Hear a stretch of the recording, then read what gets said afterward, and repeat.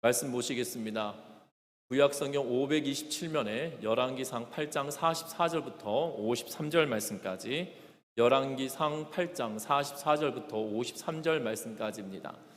제가 가지고 있는 성경은 구약성경 527면에 열왕기상 8장 44절부터 53절 말씀까지입니다. 제가 우리 모두 한 목소리로 같이 읽도록 하겠습니다. 한 목소리로 같이 읽습니다. 주의 백성이 그들의 적국과 더불어 싸우고자 하여 주께서 보내신 길로 나아갈 때에 그들이 주께서 택하신 성읍과 내가 주의 이름을 위하여 건축한 성전이 있는 쪽을 향하여 여호와께 기도하거든 주는 하늘에서 그들의 기도와 간구를 들으시고 그들의 일을 돌아보옵소서. 범죄하지 아니하는 사람이 없사오니 그들이 주께 범죄함으로 주께서 그들에게 진노하사 그들의 적국에게 넘기심에 적국이 그들을 사로잡아 원근을 막론하고 적국의 땅으로 끌려간 후에 그들이 사로잡혀 간 땅에서 스스로 깨닫고 그 사로잡은 자의 땅에서 돌이켜 주께 간구하기를 우리가 범죄하여 반역을 행하며 악을 지었나이다 하며 자기를 사로잡아간 적국의 땅에서 온 마음과 온 뜻으로 주께 돌아와서 주께서 그들의 조상들에게 주신 땅, 곧 주께서 택하신 성읍과 내가 주의 이름을 위하여 건축한 성전 있는 쪽을 향하여 주께 기도하거든 주는 계신 곳 하늘에서 그들의 기도와 간구를 들으시고 그들의 일을 보시오며 주께 범죄한 백성을 용서하시며 주께 범한 그 모든 허물을 사하시고 그들을 사로잡아간 자 앞에서 그들로 불쌍히 여김을 얻게 하사 그 사람들로 그들을 불쌍히 여기게 하옵소서. 그들은 주께서 철풀무 같은 애굽에서 인도하여 내신 주의 백성 주의 소유가 됨이니이다. 원하건대 주는 눈을 들어 종의 간구함과 주의 백성의 이스라엘의 간구함을 보시고 주께 부르짖는 대로 들으시옵소서. 주 여호와여 주께서 우리 조상을 애굽에서 인도하여 내실 때에 주의 종 모세를 통하여 말씀하심같이 주께서 세상 만민 가운데에서 그들을 구별하여 주의 기업으로 삼으셨나이다. 아멘. 우리 서로 인사 나누고 말씀 나누겠습니다. 사랑하고 축복합니다. 온 가족들과 인사 나누고 말씀 나눴으면 하는데요, 오늘 말씀의 제목은 함께 하시는 하나님이라는 제목으로 말씀을 나누려고 합니다. 미국 알리바바의 셰필드라고 하는 곳에서 있었던 일입니다. 한 젊은이가 철 제품 제조 공장에서 일하다가 갑자기 뜨겁게 달궈진 장갑판 위로 떨어졌다고 합니다. 그는 동료들에 의하여서 구출되었지만 살 수 있을지 의문이었다고 합니다. 그래서 동료들은 의사를 불러라, 구급차를 불러라 하며 함께 일했던 동료들이 그렇게 분주하게 외치며 움직였다고 합니다. 그런데 이 다친 노동자는 이렇게 말했습니다. 나는 의사가 필요 없어. 이제 나는 하나님을 모른 채 죽을 거야. 누구나 나에게 도움을 줄 수 있는 사람은 없습니까? 라고 말했다고 합니다. 비록 300여 명이 그를 둘러싸고 있었지만 아무도 그에게 구원을 얻는 길에 대하여 말해주지 않았다고 하며 그 사람은 20분간 고통을 받다가 죽게 되었다라고 합니다. 이 사건을 지켜보았던 그리고 죽어가는 사람의 외침을 들었던 한 그리스도인이 그 자리에 있었다고 합니다. 그는 교회에서 거의 봉사하지 않는 그리스도인이었고 어떤 사람은 그에게 이 사건에 대하여 물을 때 그는 두려워하며 이렇게 말했다고 합니다. 나는 전에 죽어가는 사람의 부르짖는 소리를 들었네. 그때 나는 허리를 굽혀 예수님에 관해 말해주고 싶었네. 그러나 나의 생활이 나의 입을 막아버렸네 라고 말했다고 합니다. 이 알리바마의 셰필드라고 하는 지역에 있었던 그 사고로 그곳에 있었던 그 300명의 무리 가운데 한 그리스도인이 내가 구원의 길을 알려달라고 이야기하는 그 울부짖음에도 죽어가면서 소리쳤던 그 말에도 응답하지 못했던 이유는 내가 복음을 전하기보다도 내가 살아왔던 삶이 내 입을 막아버렸다라고 하는 이야기가 우리에게 정말 한번 다시금 생각해 보게 만드는 그러한 내용인 것 같습니다. 뿐만 아닙니다. 한 불신자가 어떤 목사님에게 찾아와서 이렇게 말했다고 합니다. 교회는 세상을 향하여 새벽 종소리도 울리고 그리고 열심히 전도도 하고 열심히 교회도 짓고 열심히 기도하는데 그것에 비하면 남을 도우거나 양심적으로 살아서 불신자를 인격적으로 감동시키는 그러한 일은 적은 것 같다라고 하며 이렇게 한 목사님에게 말했다고 합니다. 그 목사님은 이렇게 변명 아닌 변명을 했다고 합니다. 교회는 병원과 같은 곳이어서 죄인들이 변화를 받아가는 곳이고 또한 성자들도 많지만 오른손이 한 일을 왼손이 모르게 한다라는 그러한 성경의 말씀 때문에 이 좋은 일은 드러나지 않지만 부정적인 것이 너무 많이 드러나 있어서 그런 것이다 라고 말을 했다고 합니다. 그런데 찾아왔던 그 사람이 자신이 알고 있는 5-6명의 사람들의 이름을 대면서 어쩌면 그런 사람들이 예수 믿는다라고 말할 수 있는가 라고 하며 역정을 냈다라고 합니다. 한국 교회는 신앙은 좋지만 윤리적인 면에서 약하다는 그러한 평이 있습니다. 인간적으로는 이 속되게 저질스러운 사람이지만 헌금을 많이 하고 새벽 기도도 하고 교회에 봉사하고 그리고 이 교회의 각종 봉사를 하면 마치 고급 신자인 것처럼 포장되어지는 그러한 면이 있다라고 하면서 말하고 있는 것이지요. 분명한 것은 기독교인이 세상 사람보다 더 진실하고 또한 자비와 양선과 온유와 겸손함을 갖춰야 될 것인데도 불구하고 그렇지 못한 그리스도인들 때문에 이러한 일들이 벌어지고 또한 생기는 것이 아니겠나 하는 생각이 들어집니다. 또한 제가 과거에 사역할 때에도 마찬가지였습니다. 한 성도님이 계셨습니다. 성도님이 아니라 우리 권사님의 시아버지셨는데요. 권사님의 시아버지셨는데 그분이 그렇게 신앙생활하는 것을 못마땅해 여기셨습니다. 또한 예수 믿는 것을 굉장히 반대하고 부정적으로 이야기하셨습니다. 그러던 중 그 어르신이 요양원에 입소하게 되셨습니다. 그러던 중 권사님으로부터 연락이 왔습니다. 목사님, 저희 시아버지 이 세례를 받을 수 있도록 도와주시면 좋겠습니다 라고 이야기를 했습니다. 그런데 놀라운 것은요, 얼마 되지 않아 권사님으로부터 다시 연락이 온 겁니다. 저희 시아버지가 젊으셨을 때 세례를 받으셨다고 하네요 라고 하는 것이었어요.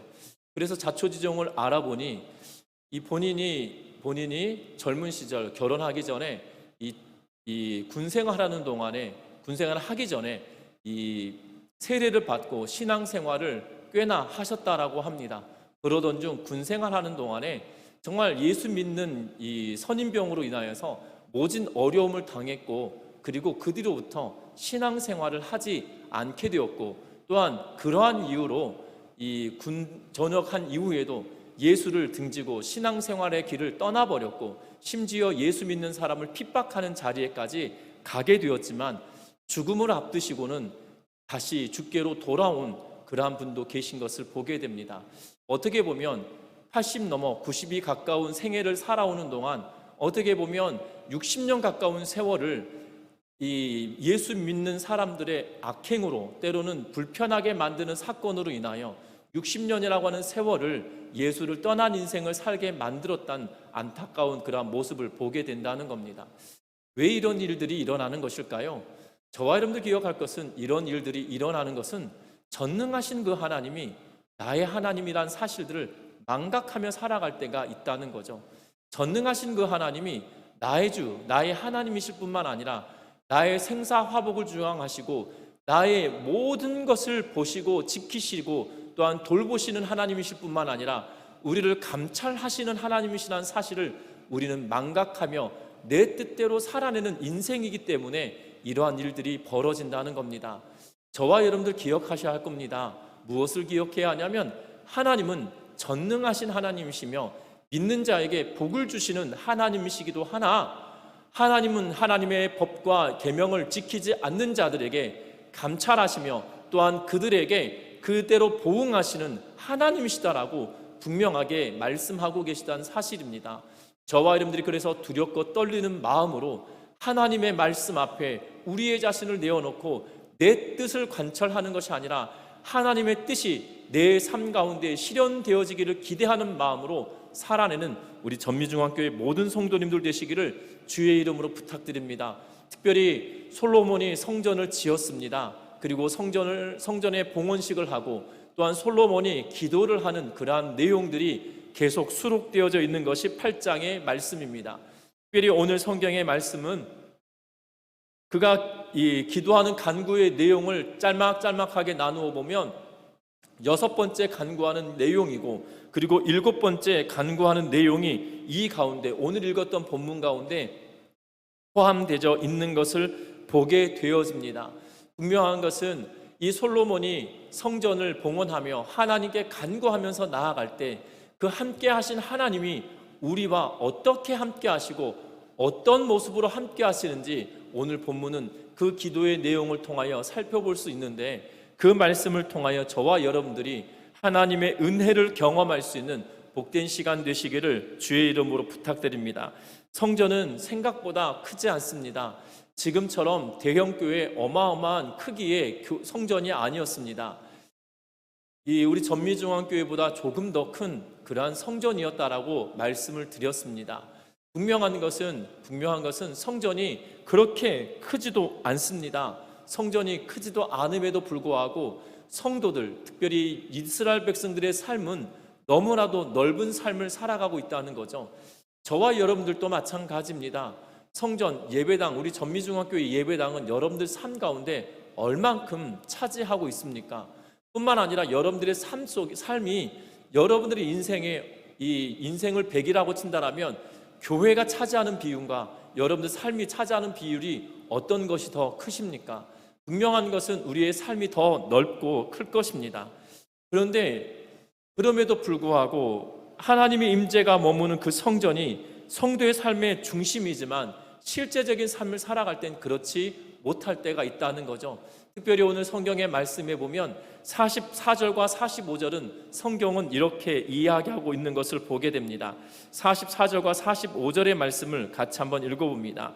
주의 백성이 그들의 적국과 더불어 싸우고자 하여 주께서 보내신 길로 나갈 때에 그들이 주께서 택하신 성읍과 내가 주의 이름을 위하여 건축한 성전이 있는 쪽을 향하여 여호와께 기도하거든 주는 하늘에서 그들의 기도와 간구를 들으시고 그들의 일을 돌아보옵소서. 아멘. 오늘 이 말씀에 보면 솔로몬은 기도합니다.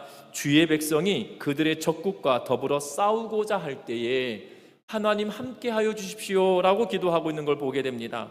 적국과 더불어 싸우려 할 때, 주께서 보내신 길로 나갈 때에 주께서 택하신 성읍과 내가 주의 이름을 위하여 건축한 이 성전 쪽을 향하여 주께 기도할 때에 라고 이야기하면서 그들이 싸움의 길을 갈 때에도 그들과 함께 하여 주시기를 기도하고 간구하고 있는 것을 보게 됩니다.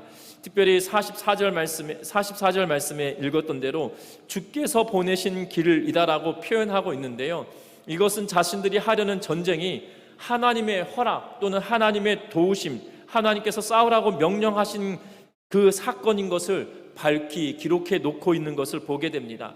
이스라엘 백성들은 전쟁할 때 항상 제사장이나 선지자를 통해서 전쟁에 나가도 좋은지, 나가면 되지 않은지, 나가면 승리할 것인지 하나님께 묻고 또한 하나님께 허락을 구하고 나아갔던 것을 보게 되어집니다. 이것이 비단 솔로몬 때만 있었던 일은 아닙니다. 이스라엘 백성들이 출애굽을 하고 그리고 여호수아와 더불어 가나안 땅을 정복할 때도 마찬가지였습니다. 특별히 여리고성을 점령할 때 하나님께서 그들에게 어떻게 행할 것인지에 대하여 알려주시고 또한 그것에 순종하고 나아갔던 모습을 보게 됩니다. 그런데 아이성과의 전투를 할 때 어떠한 모습을 보게 됩니까? 그들은 하나님께 묻지도 않고 또한 작전상 자기들이 뜻대로 작전을 짜고 실행에 옮깁니다. 결과는 어땠습니까? 하나님이 지시하시고 행하라고 하시는 대로 나아갈 때 하나님이 함께 하셨을 때에는 그들이 대단한 능력과 대단한 힘을 가지고 있지 않았음에도 불구하고 여리고성이 완전히 무너져 내렸던 것을 보게 됩니다. 반면에 아이성의 전투는 그 아이성은 너무나도 작은 성이었다. 여리고성에 비하면 작은 성이었음에도 불구하고 그 전쟁에서 크게 패하게 되어지는 그러한 모습을 보게 된다는 겁니다. 분명한 것은 하나님께 묻지도 않고 그들이 범죄하였던 사실도 알지 못하였기 때문에 그들이 쉽게 생각하여 나아갔었던 일들을 보게 된다는 거죠. 하나님께서는 여호수아 때뿐만 아니라 다윗 시대, 솔로몬의 아버지였던 다윗 시대에도 그가 어떻게 행할 것인지에 대하여 항상 하나님께 묻고 나아갔던 모습을 성경은 곳곳에서 말하고 있는 것을 보게 됩니다. 솔로몬 또한 마찬가지입니다. 그가 기도합니다. 하나님께서 허락하신 그러한 전쟁을 치르러 나아갈 때나 또한 그들이 적국이 쳐들어와서 이 전쟁을 치르러 나아갈 때 성전을 향하여 기도할 때 하나님 우리와 함께 하여 주십시오 라고 기도하고 있는 것을 보게 된다는 거죠. 뿐만 아닙니다. 포로기 이후에도 느헤미야가 예루살렘 성벽을 완공하고 완성한 뒤에 성전과 함께 성벽까지 여호와 앞에 거룩하게 구별하여서 봉헌하는 일이 있었습니다. 그때도 마찬가지로 하나님이 그들과 함께하여 주시기를 구하고 바라는 마음으로 그들이 함께하고 있는 것을 보게 된다는 겁니다. 저와 여러분들을 기억하셔야 할 것 같습니다. 그러면 지금 현대를 살아가는 우리에게 이 솔로몬의 기도는 도대체 어떠한 영향을 주고 도대체 그것은 우리에게 어떠한 의미냐는 겁니다. 이 바울은 고린도 교회 성도들에게 분명하게 말합니다. 하나님의 영이 우리 안에 있기에 너희 몸이 하나님의 성전인 것을 알지 못하느냐, 성령의 전인 줄 알지 못하느냐라고 말하며 고린도전서 3장과 6장에 기록해 놓고 있는 것을 보게 된다는 거죠. 결국 저와 여러분들이 성전이고 하나님이 임재하시는 그곳입니다. 그러하면 저와 여러분들도 마찬가지겠죠. 이 땅의 삶을 살아갈 때 하나님은 우리들에게 수많은 이야기들을 하십니다. 우리의 귀로 비록 들려지지 않는다 할지라도 우리의 양심에 하나님의 음성이 있고요, 우리의 양심을 자극하며 우리가 어떻게 살아야 할지에 대한 말씀들을 하십니다.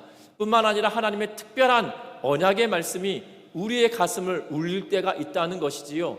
그 말씀을 우리가 부여잡고 살아가는 것이 마땅할 것임에도 불구하고 우리는 이 땅의 삶을 살아갈 때 내 안에 계신 성령께 집중하며 하루하루를 사는 것에 관심을 두기보다도 내 뜻과 내 생각이 원하는 대로, 내 발걸음이 닿는 대로, 내 마음이 원하는 대로 그렇게 하루하루를 살아갈 때가 더 많은 것을 보게 됩니다. 부족한 저도 그럴 때가 더 많은 것 같습니다. 목회자임에도 불구하고 정말 하나님께서 원하시는 것이 무엇인지 갈급하며 그 뜻을 쫓아서 가는 것이 마땅하겠으나 때로는 그렇지 못할 때가 참으로 많은데요. 우리 전미중학교의 모든 성도인들, 저와 여러분들이 이제부터라도 정말 하나님께서 우리의 삶을 통하여 말씀하길 원하시는 대로 쓰여진 말씀이 내 심령에 외치는 대로 저와 여러분들이 순종하며 나아가는 은혜가 있기를 주의 이름으로 부탁합니다. 그것이 하나님과 함께하며 나아가는 그러한 것이었다는 거죠. 솔로몬이 적국을 치러 나아갈 때도, 때로는 적국이 치러 왔을 때에도 하나님께 묻고 나아갈 때, 성전을 향하여 기도하며 나아갈 때 하나님 그들과 함께하여 주십시오 라고 기도하며 결국 이 전쟁에서 승리할 수 있도록 성전을 향하여 기도할 때 하나님 승리케 하여 주십시오라고 간구하고 있는 것을 보게 된다는 겁니다. 우리들의 일상도 마찬가지 아니겠습니까? 우리의 일상도 정말 하나님 앞에 우리의 자신을 내어놓고 하나님을 향하여 내 안에 계신 성령께서 우리에게 주시는 그 말씀대로 그 말씀을 부여잡고 끝까지 나아갈 뿐만 아니라 성전을 향하여 기도하듯이 내 안에 있는 성령으로 더불어 간곡하게 하나님께 기도하며 살아내는, 그러함으로 말미암아 이 땅의 삶을 살아갈 때 승리하는 삶을 살아가는 우리 모두가 되시기를 주의 이름으로 부탁드립니다. 솔로몬은 이스라엘 백성이 적국과의 전쟁을 위해 전쟁터로 나아갈 때 주께서 함께 하실 것을 간구합니다. 하나님은 성전보다 크시고 그들의 기도의 응답은 성전에만 국한되어지 않기 때문에 하나님은 거친 광야 생활 가운데도 함께 하셨고 40년 만에 이스라엘 백성들이 광야길을 걸을 때도 함께 하셨을 뿐만 아니라 비록 성전이 없었던 아버지 시대 또한 사울왕 시대, 사사기 시대를 지내는 동안에도 여전히 하나님은 그들과 함께 하셨기에 그 하나님께서 함께 하시고 우리의 기도를 들으시는 것을 확신하며 솔로몬은 간구하고 기도하고 있다는 거죠. 저와 여러분들의 삶도 이 솔로몬의 기도처럼 내가 주의 말씀에 집중하며 하나님이 함께하여 주시기를 간구하며 하루하루의 삶을 살아내는 우리 전미중학교의 모든 성도님들 되시기를 주의 이름으로 부탁합니다. 뿐만 아닙니다. 46절 말씀 같이 보겠습니다. 범죄하지 아니하는 사람이 없사오니 그들이 주께 범죄함으로 주께서 그들에게 진노하사 그들을 적국에게 넘기심에 적국이 그들을 사로잡아 원근을 막론하고 적국의 땅으로 끌어간 후에 라고 기록합니다. 여기서 7번째 간구의 내용은 포로로 잡혀갔을 때를 위한 기도의 내용을 보게 됩니다. 솔로몬은 모든 사람이 범죄하였다는 고백으로부터 시작합니다. 그래서 범죄하지 아니한 사람이 없사오니 라고 하면서, 그러면서 그들이 주께 범죄하였다 라고 말하는 것을 보게 된다는 거죠. 하나님, 이것은 단지 솔로몬의 생각이 아닙니다. 하나님은 모세의 글을 통하여서도 끊임없이 말씀하셨죠. 너희가 가나안 땅을 향하여 들어가나 너희가 이 계명을 지키고 순종하지 아니하고 나를 떠나면 내가 너희를 떠날 뿐만 아니라 내가 너희를 흩어버리겠다라고까지도 말씀하고 계시는 것을 보게 됩니다. 또한 여호수아가 가나안 땅을 정복한 이후에 나와 내 집은 하나님만 섬기겠다라고 이야기하고, 또한 섬기지 않을 때 어떠한 일이 일어날 것인지에 대하여서도 말하고 있는 것을 보게 됩니다. 뿐만 아닙니다. 사사시대를 지내오는 동안에 사사시대의 역사를 통하여서 보면 하나님께서는 그들의 하나님이셨음에도 불구하고 이스라엘 백성들이 하나님으로 인정하지 않고 하나님의 말씀에 순응하고 순종하지 않고 그것을 지키고 순종하지 않으니 주변 국가들과 또한 그들이 남겨두었던 그러한 적국들로 말미암아 어려움을 당하였던 모습은 보게 된다는 거예요. 그것은 맛배기에 불과했다는 겁니다. 분명한 것은 이 하나님을 떠나서 범죄하고 나면 결국 하나님께서 흩으시겠다라고 말씀하셨던 것을 기억하여 솔로몬이 기도하고 있는 거죠. 그의 생각이 아닙니다. 솔로몬 자신의 생각이 아닌 거예요. 하나님께서 이미 하셨던 말씀들을 그가 묵상하고 기억하여서 하나님께 간구하고 있다는 거죠. 우리가 범죄하여 포로로 끌려가거나 흩어져 버림을 당한다 할지라도, 그래서 원근을 막론하고 적국의 땅으로 끌려간 이후에 라고 이야기하면서 46절에 말하고 있는 것을 보게 됩니다. 그때, 그럼에도 불구하고 그때 하나님 돌보아 주십시오라고 지금 간구하고 있는 거 아니겠습니까? 그런데 여호와께 47절에 보면 그들이 사로잡혀간 땅에서 스스로 깨닫고 그 사로잡은 자의 땅에서 돌이켜 주께 간구하기를 우리가 범죄하여 반역을 행하며 악을 지었나이다 라고 이야기하며, 그들이 돌이키고 났을 때에 어떻게 한다라고 말씀합니까? 48절에 보면 자기를 사로잡아간 적국의 땅에서 여호와의 온 마음과 온 뜻으로 주께 돌아와서 주께서 그들의 조상들에게 주신 땅 곧 주께서 택하신 성읍과 내가 주의 이름을 위하여 건축한 성전 있는 쪽을 향하여 주께 기도하거든 이라고 하면서, 그들이 끌려갔던 땅에서, 적국의 땅에서 포로로 끌려간 그 땅에서 깨닫고 다시금 하나님께 온 마음과 온 뜻으로 나아가 성전을 향하여 기도하게 된다라면 어떻게 해달라고 지금 간구합니까? 49절에 주는 계신 곳 하늘에서 그들의 기도와 간구를 들으시고 그들의 일을 보시오며 라고 하면서 그들의 기도를 들어주시고 그들이 지금 이 상황을 하나님 돌아봐 주십시오라고 지금 말씀하고 기도하고 있는 것을 보게 된다는 겁니다. 여러분들 기억하셔야 될 것은 이 말씀을 부여잡고 다니엘이 성전을 향하여 창을 열고 기도하고 있는 것을 보게 되죠. 그러면서 그가 기도할 때 무엇으로 기도합니까? 예레미야의 글을 붙들고 70년이 차면 하나님께서 회복시키실 거다라는 약속, 이 두 가지 약속을 부여잡고 솔로몬의 기도에 응답하셨던 하나님의 언약의 말씀과 예레미야를 통하여서 70년이 차면, 때가 차면 너희들을 다시 돌아보내리니 라고 하신 그 언약의 말씀을 부여잡고 다니엘은 성전을 향하여 기도하고 있는 것을 보게 된다는 겁니다. 저와 여러분들 기억할 것은 솔로몬이 오늘 이 이야기를 하면서 두 가지를 우리가 명심해야 될 것 같아요. 적국으로 끌려갔던 그들에게 그냥 하나님 돌아보십시오, 들어주십시오 말하고 있지 않다는 겁니다. 첫 번째 48절에 보면 기도하는데 두 가지가 강조되어지고 있어요. 첫 번째는 온 마음과 온 뜻으로 주께 돌아오게 된다면 이라는 거예요. 온 마음과 온 뜻으로 주께 돌아와야 된다는 겁니다. 그런데 온 마음과 온 뜻으로 돌아오는데 어떨 때 돌아오냐? 47절에 보니까 사로잡혀간 땅에서 스스로 깨닫게 된 이후에, 우리가 왜 이런 어려움을 당하고 있는지, 이 어려움의 근원은 무엇인지 그들이 스스로 깨닫고 난 이후에 온 마음과 온 뜻으로 주께로 향하여 하나님께서 우리에게 지시하시고 말씀하신 그 율례와 규례와 법도를 지키지 않았던 그 대가로 우리가 이 어려움을 당하고 있구나라는 것을 깨닫고 난 이후에 그들이 온 마음과 온 뜻으로 하나님을 향하여 마음을 돌이키고 뜻을 돌이키고 생각을 돌이키고 나아가서 주 앞에 기도하고 간구하게 된다라고 말하고 있는 것을 보게 된다는 거죠.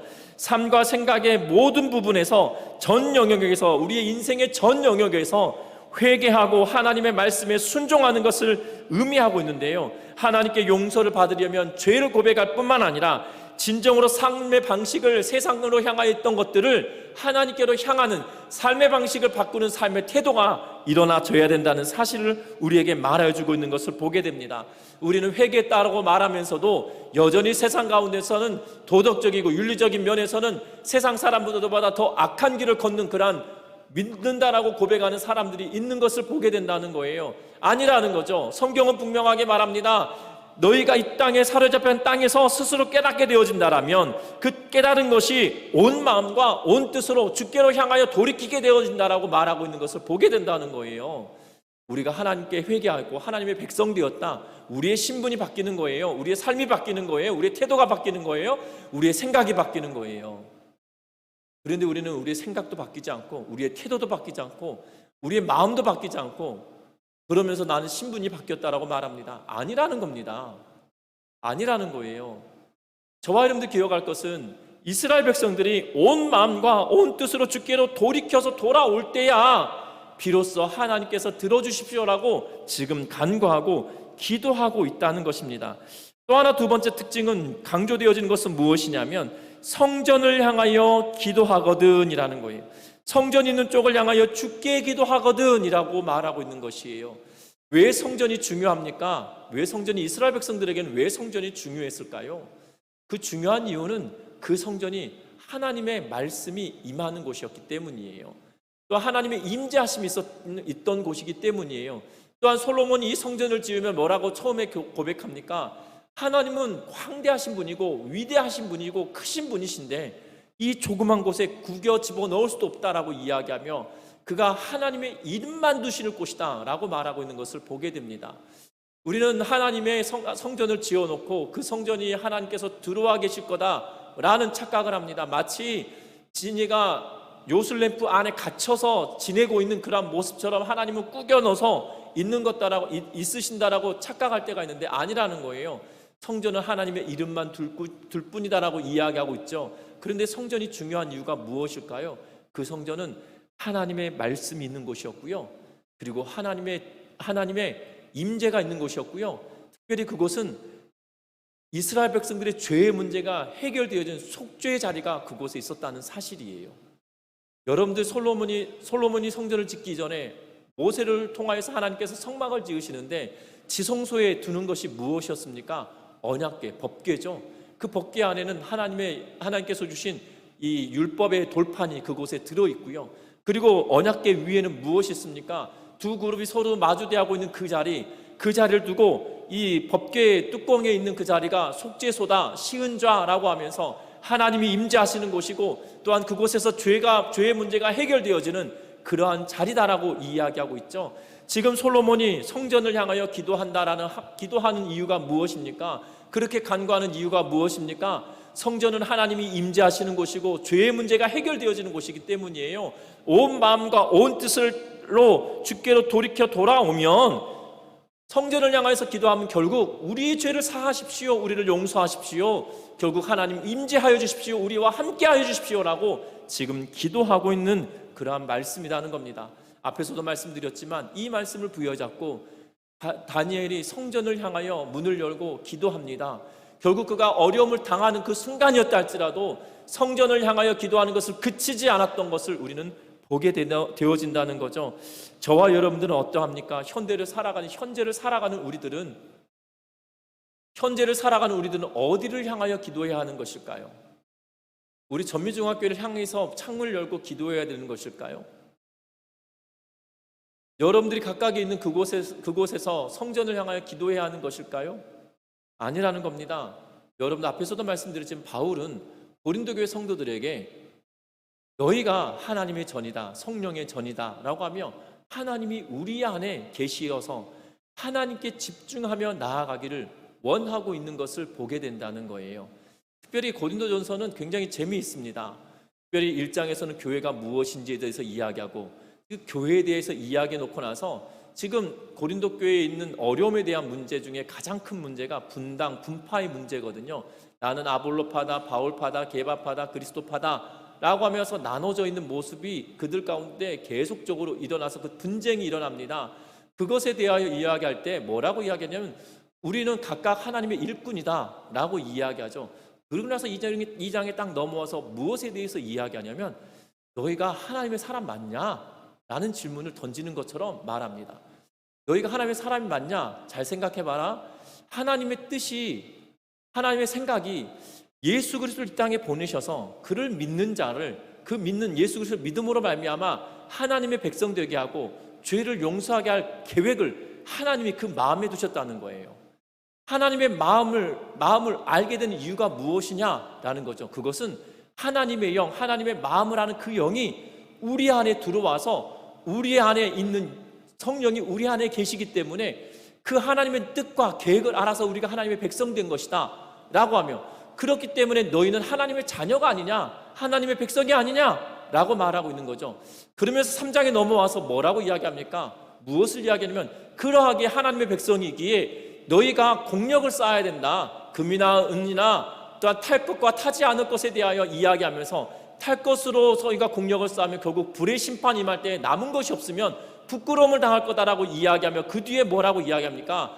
너희가 성령의 전인 것을, 너희 몸이 하나님의 전인 것을 알지 못하느냐라고 이야기하고 있는 것을 보게 되죠. 결국 성령이 우리 안에 계셔서 우리의 마음과 생각을 주장하시고 또한 우리의 삶의 태도를 바꾸어내기를 원하시는 마음이 있다는 거죠. 성령이 내 안에 계시다는 거예요. 성령이 너희 안에 있음에도 불구하고 분쟁을 하고 다투는 이유가 무엇이냐는 겁니다. 그래서 너희를 어린아이처럼 취급할 수밖에 없다라고 바울은 고린도 교회 성도들에게 말하고 있는 것이죠. 현대를 살아간 우리들은 어디를 향하여서 기도해야 될까요? 솔로몬과 같이 성전을, 예루살렘 성전을 향해서 우리가 예루살렘의 방위도를 펴놓고 예루살렘 쪽을 향해서 기도해야 될까요? 아니면 우리 전미중학교를 향하여서 창을 열어놓고 기도해야 될까요? 아니라는 겁니다. 성령이 내 안에 계셔요. 성령이 내 안에 계시다는 거예요. 하나님의 계획이 예수 그리스도를 통하여서 예수 그리스도를 믿음으로 말미암아 하나님의 백성 되게 하시겠다고 하셨던 그 계획이 믿어졌다는 것은 내 안에, 너희 안에 성령이 계시기에 너희 몸 자체가 하나님의 전이다, 성령의 전이다라고 말하고 있다는 거죠. 그러면 우리는 어디를 향해서 기도해야 될 것 같으신가요? 내 몸뚱아리를 향해서 기도해야 될 것 같은가요? 아니라는 거죠. 내 안에 계신 하나님께, 내 안에 계신 성령님이 내 삶을 주장하시고 도와달라고 외치며 간구하는 은혜가 있으시기를 주의 이름으로 부탁합니다. 결국 내 안에 계신 성령, 내 안에 계신 하나님을 향하여 기도하는데 어떻게 기도하다고요? 3장에 보면 공력을 쌓는다. 어떠한 삶을 사느냐? 그리스도라고 하는 터 위에 집을 짓는 것인데 어떠한 모습으로 쌓아가느냐라는 거죠. 그리고 그러한 모습이 너희 몸이 거룩한 성전이다, 하나님의 전이다라고 이야기하며 말하고 있다는 거예요. 결국 내가 하나님께서 원하시는 거룩한 성전이요 몸이 되는 그러한 삶을 살아가도록 하나님께 집중하며 우리의 삶의 태도를 바꾸어가는 저와 여러분들의 삶이 되시기를 주의 이름으로 부탁드립니다. 이것이 되어질 때 하나님이 함께 하신다는 거예요. 하나님이 우리와 동행하시고 인도하시고 계시다는 사실입니다. 그러하기에 하나님의 말씀을 부여잡고 하나님이 내 삶을 주장하시고 도와주시기를 간구하고 기도하는 마음으로 전심으로 주께로 나아가는 은혜가 있으시기를 주의 이름으로 부탁드립니다. 뿐만 아닙니다. 오늘 성경에 보면 52절과 53절에 성경은 이렇게 기록해 놓고 있는 것을 보게 됩니다. 52절과 53절 같이 읽어보는데요. 원하건대 주는 눈을 들어 종의 간구함과 주의 백성 이스라엘 간구함을 보시고 주께 부르짖는 대로 들으시옵소서. 주 여호와여, 주께서 우리 조상을 애굽에서 인도하여 내실 때에 주의 종 모세를 통하여 말씀하신 같이 주께서 세상 만민 가운데서 그들을 구별하여 주의 기업으로 삼으셨나이다. 아멘. 오늘 이 말씀에 보면 이렇게 말하죠. 솔로몬이 마치 마무리를 하는 기도처럼 우리들에게 보여집니다. 그리고 기도를 마무리하고 있는 것을 보게 됩니다. 그리고 나서 54절에 넘어가면 이제 솔로몬이 축복하는 그러한 내용이 기록되어 있어서 솔로몬이 성전을 짓고 봉헌식을 하면서 기도하는 내용이 여기서 마무리되는데요. 그 마무리되면서 뭐라고 이야기합니까? 주는 눈을 들어 종의 간구함과 주의 백성 이스라엘의 간구함을 보시고 주께 부르짖는 대로 들어주십시오 라고 말하죠. 하나님이 우리를 들어주셔야 되는 이유가 있습니다. 들어주셔야만 합니다 라고 고백합니다. 그렇게 기도합니다. 그러면서 53절에 하나님께서 들어주셔야 되는 이유가 무엇이냐? 바로 우리 조상을 애굽에서 인도하여 내실 때에 주의 종 모세를 통하여 하나님이 약속하시고 말씀하지 않으셨습니까? 세상 만민 가운데서 그들을 구별하여 하나님의 기업, 다시 말하면 하나님의 백성 삼아주지 않으셨습니까? 하나님께서 백성 삼아주셨기 때문에, 하나님의 백성이기 때문에 하나님의 백성과 함께 하여 주십시오라고 지금 기도하고 있는 거죠. 저와 여러분들도 마찬가지 아니겠습니까? 저와 여러분들도 하나님의 백성입니다. 그리고 하나님의 자녀입니다. 우리는 이스라엘 백성들이 하나님께 택함 받았을 때, 택함 받았다는 그러한 이야기를 듣고 성경을 말씀을 통해서 보면 이스라엘 백성들은 정말 아무런 이유도 없이 택함 받은 거잖아요. 뭐 능력 있거나 노력해서 된 것이 아니지 않습니까? 성경이 분명히 말합니다. 내가 너희 택한 것은 세상 만민 가운데서 가장 작은 자 그리고 연약하기 때문에 내가 너희를 택하였다라고 이 모세를 통하여서 말씀하고 계시는 것을 보게 되는데요.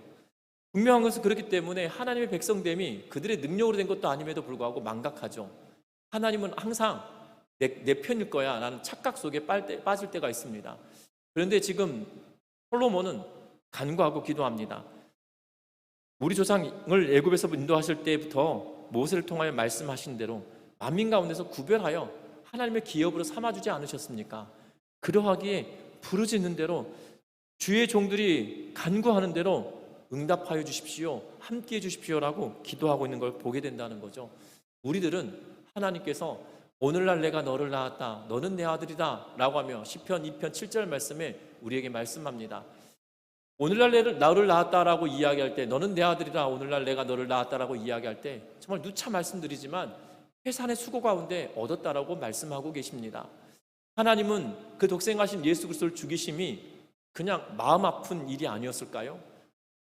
분명한 것은 하나님이 정말 애통하고 정말 자녀를 낳는 해산의 고통 중에 낳았다는 표현은 바로 그 예수 그리스도를 죽이시기까지 저와 여러분들을 사랑하셨기에 바꿀 수 없는 존재로 저와 여러분들을 불러주셨다고 이야기하고 있다는 겁니다.